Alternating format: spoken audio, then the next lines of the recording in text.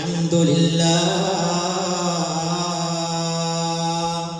അസ്സലാത്തു വസ്സലാമു അലാ അഷ്റഫിൽ മുർസലീൻ വഅലാ ആലിഹി വസഹ്ബിഹി അജ്മഈൻ. അമ്മാ ബഅദ് ഫഅഊദു ബില്ലാഹി മിനശ് ശൈത്വാനിർ റജീം. ബിസ്മില്ലാഹിർ റഹ്മാനിർ റഹീം.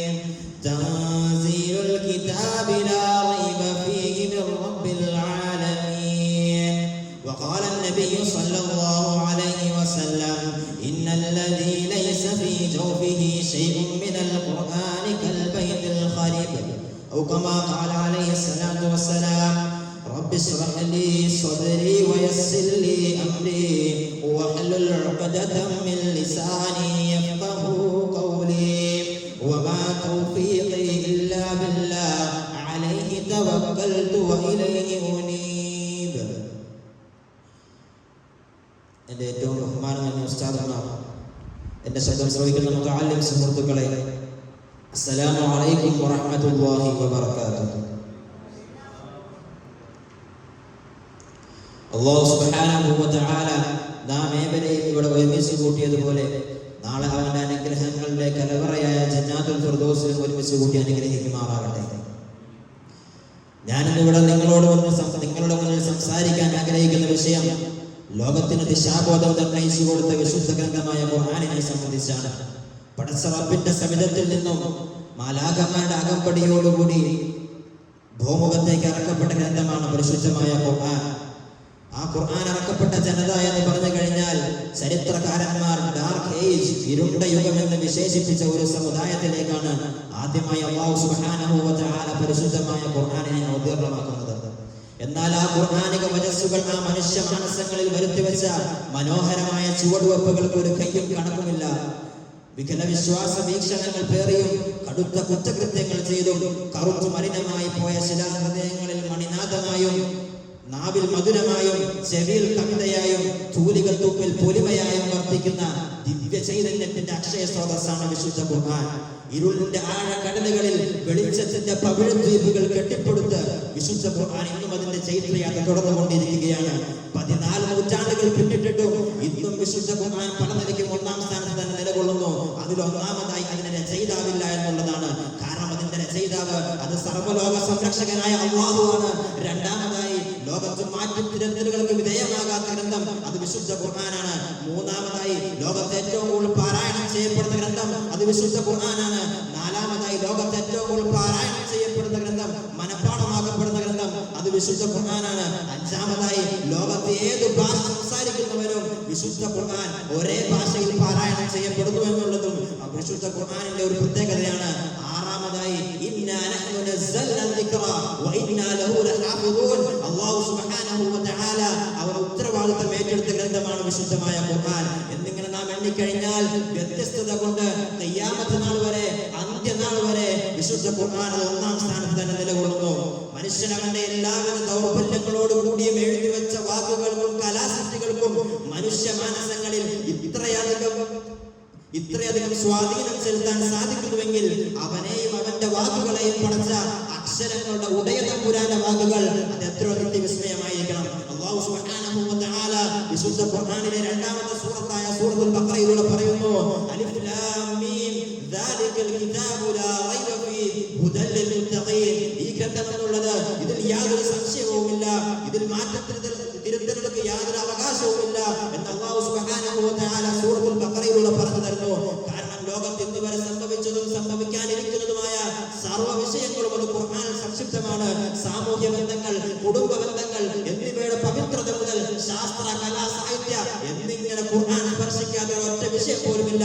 അതിനെ അടിമലയിട്ടുകൊണ്ട് ഖുർആൻ തന്നെ പറയുന്നു, മാ ഫറദ്നാ ഫിൽ കിതാബി മിൻ ശൈഇ. ഈ ഗ്രന്ഥത്തിൽ നാം ഒന്നും തന്നെ ഒഴിവാക്കിയിട്ടില്ല, ഈ ഗ്രന്ഥത്തിൽ നാം ഒന്നും ഒഴിവാക്കി പറഞ്ഞിട്ടില്ല. സൂര്യന്റെ ചലനത്തെ പറ്റി ഖുർആൻ ശരീഫിൽ അല്ലാഹു സുബ്ഹാനഹു വ തആല പറയുന്നുണ്ട്. ചന്ദ്രന്റെ മാറി മാറി വരുന്ന രൂപഘടനയെ പറ്റി ഖുർആൻ ശരീഫിൽ അല്ലാഹു സുബ്ഹാനഹു വ തആല പറയുന്നുണ്ട്. സമുദ്രത്തിൽ തിരതള്ളുന്ന തിരമാലയെ പറ്റി അല്ലാഹു സുബ്ഹാനഹു വ തആല ഖുർആനിൽ പറയുന്നുണ്ട്. പ്രപഞ്ചത്തിന്റെ പടപ്പിനെ പറ്റി അല്ലാഹു സുബ്ഹാനഹു വ തആല പറയുന്നുണ്ട്. കാരണം പടപ്പുകളെ പടച്ചവൻ അവൻ ഈ കാര്യങ്ങളെല്ലാം അറിയുന്നവനാണ്. കഅബയുടെ ഉള്ളിൽ, കഅബയുടെ ഉൾത്തടങ്ങളിൽ ആദ്യ കാലഘട്ടങ്ങളിൽ തങ്ങൾ എഴുതി തൂക്കിയിടാറുണ്ടായിരുന്നുവെങ്കിൽ ഖുർആൻ ഷരീഫിന്റെ വരവോടുകൂടി അവയെല്ലാം വലിച്ചെറിയപ്പെട്ടു. കാരണം ഖുർആനിന്റെ സാഹിത്യം എന്ന് പറഞ്ഞാൽ അത് അവകളെ വെല്ലുന്നതായിരുന്നു. പാശ്ചാത്യ എഴുത്തുകാരനായ ആർണോൾഡ് ജോസഫ് ടോയ്മി തന്റെ പുസ്തകത്താളുകളിൽ എഴുതി വയ്ക്കുകയുണ്ടായി, പടിഞ്ഞാറൻ ദിക്കാകെ അന്ധകാരത്തിൽ മുങ്ങിത്താണപ്പോൾ കിഴക്കിന്റെ നമസ്തൂരിൽ ഉദിച്ചു പൊങ്ങിയ പ്രകാശഗോപുരമാണ് വിശുദ്ധ ഖുർആനെന്ന് അദ്ദേഹം ലോകത്തോട് വിളിച്ചു പറയുകയുണ്ടായി.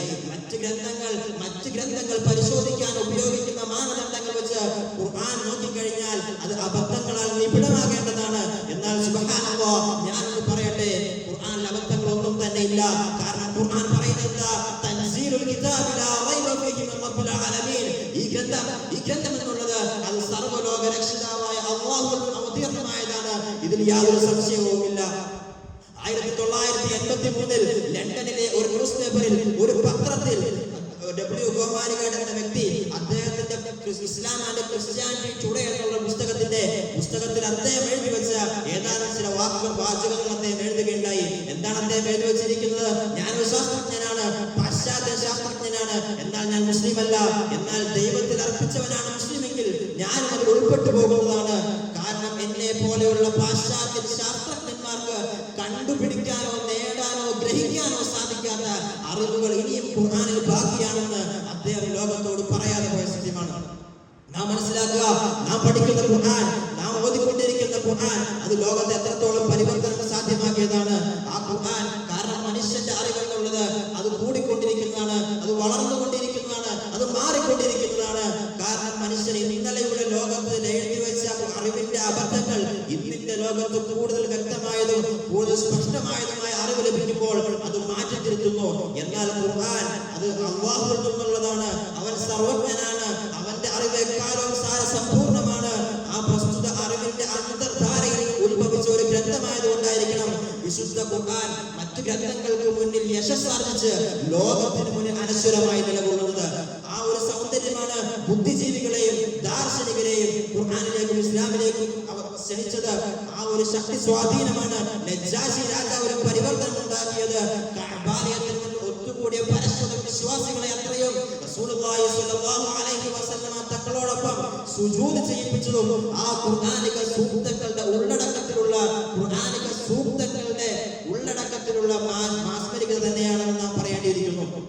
എന്നാൽ നാം ചിന്തിച്ചു നോക്കുക, ഖേദകരമെന്ന് പറയട്ടെ, ആ ഖുർആൻ അത്രത്തോളം പാരായണം ചെയ്യപ്പെടേണ്ട ഖുർആൻ, ആ ഖുർആൻ പാരായണം ചെയ്യപ്പെടേണ്ടിയിരിക്കുമ്പോൾ തന്നെ അതിന്റെ ഉള്ളടക്കങ്ങളെ മനസ്സിലാക്കാതെ, അതിനെ ഓതാതെ, അതിനെ ഗ്രഹിക്കാതെ, അതിനെ മനസ്സിലാക്കാതെ, അതിനെ സൂക്ഷിച്ച്, അതിനെ ബഹുമാനിച്ച്, ആദരിച്ച് അലമാരകളിൽ സൂക്ഷിച്ചു വെച്ചിരിക്കുന്ന ഈ ഉമ്മത്തിന്റെ അവസ്ഥ എന്തായിത്തീരും? നാം ഒന്ന് ചിന്തിക്കണം. ഇന്നത്തെ ലോകത്ത് ബഹുഭൂരിഭാഗം ജനങ്ങളും ആ രീതിയിലാണ് ഖുർആനെ കണ്ടുകൊണ്ടിരിക്കുന്നത്. അല്ലാഹു സുബ്ഹാനഹു വ തആല ഖുർആനിലൂടെ പറയുന്നു, ഉത്ലു മാ ഊഹിയ ഇലൈക മിനൽ കിതാബ്. ഗ്രന്ഥത്തിനാൽ താങ്കളിലേക്ക് അവതീർണമായ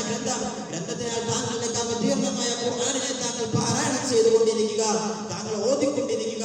ആ ലോകത്ത് പരിവർത്തനം സാധ്യമാക്കി ആ വിശുദ്ധ ഗ്രന്ഥം അത് അലമാരയിൽ സൂക്ഷിക്കാനുള്ളതോ ചിതൽപ്പിടിച്ച് നശിക്കാനുള്ളതോ അല്ല, മറിച്ച് അതിന്റെ ഉള്ളടക്കങ്ങളെ മനസ്സിലാക്കലും അതിന്റെ ഉൾത്തടങ്ങളെ ആഴത്തിൽ ഗ്രഹിക്കലും ഓരോ മുസ്ലിമിന്റെ മേലും ബാധ്യതയാണ്. കാരണം ഖുർആൻ ഒരു മനുഷ്യൻ ഓതുകയാണെങ്കിൽ അത് അവന്റെ ജീവിതം മാറ്റിമറിക്കും. ഇനി ഒരു മനുഷ്യൻ ഖുർആനിനെ മനസ്സിലാക്കി ഗ്രഹിച്ചാണ് അവൻ അത് ഓതുന്നതെങ്കിൽ അവൻ ഈ ലോകം തന്നെ മാറ്റിമറിക്കുന്നതാണ്. അല്ലാഹു സുബ്ഹാനഹു വ തആല ഖുർആനിനെ ഓതിക്കൊണ്ടിരിക്കാൻ പറഞ്ഞു. എങ്ങനെ ഓതിക്കൊണ്ടിരിക്കാൻ പറ്റും? അത് ഓതുമ്പോൾ അതിന്റെ ഉള്ളടക്കങ്ങൾ മനസ്സിലാക്കണം. ഓരോന്നിനും അല്ലാഹു സുബ്ഹാനഹു വ തആല എന്താണ് പറഞ്ഞിരിക്കുന്നത് എന്ന് വായിക്കുന്ന വ്യക്തിക്ക് മനസ്സിലാകണം, അതിനെ പാരായണം ചെയ്യുന്ന വ്യക്തിക്ക് മനസ്സിലാകണം. അപ്പോഴാണ് അവന്റെ ഓതൽ, അവന്റെ ആ ഒരു പാരായണം അത് യഥാർത്ഥമായി തീരുകയുള്ളൂ.